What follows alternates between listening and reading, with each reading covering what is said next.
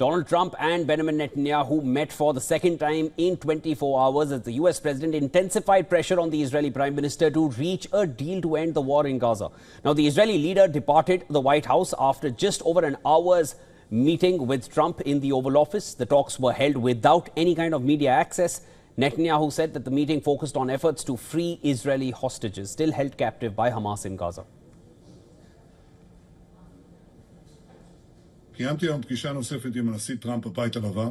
I had another meeting with President Trump at the White House today, and then a brief meeting with Vice President Vance. We have focused on efforts to free our hostages.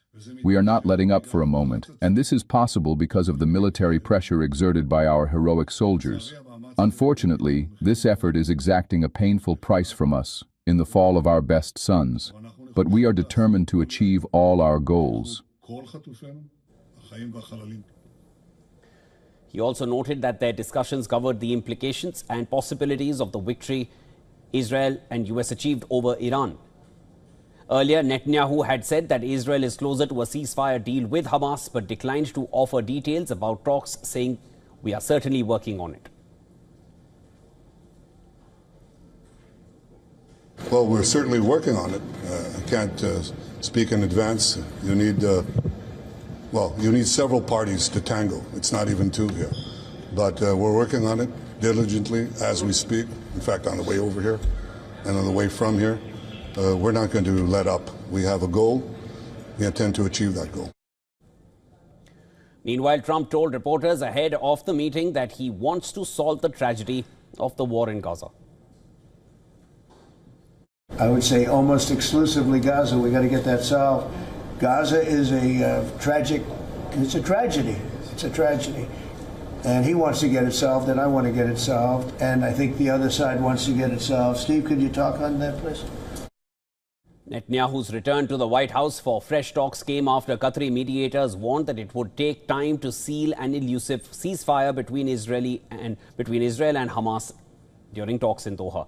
Now, as per reports, Israel is set to submit a new set of maps on Wednesday detailing its proposed troop redeployment in Gaza. The move comes after the previous version was rejected by Hamas due to disagreements over the parameters of the IDF's withdrawal during the 60-day Gaza truce being negotiated in Doha. On the other hand, Trump's special envoy Steve Witkoff has reportedly pushed back his flight to Doha, where he was slated to join the talks on a ceasefire. Earlier, he said that he is hopeful of a ceasefire agreement within days, adding that the deal would include the return of 10 live hostages held by Palestinian militants and 9 dead hostages.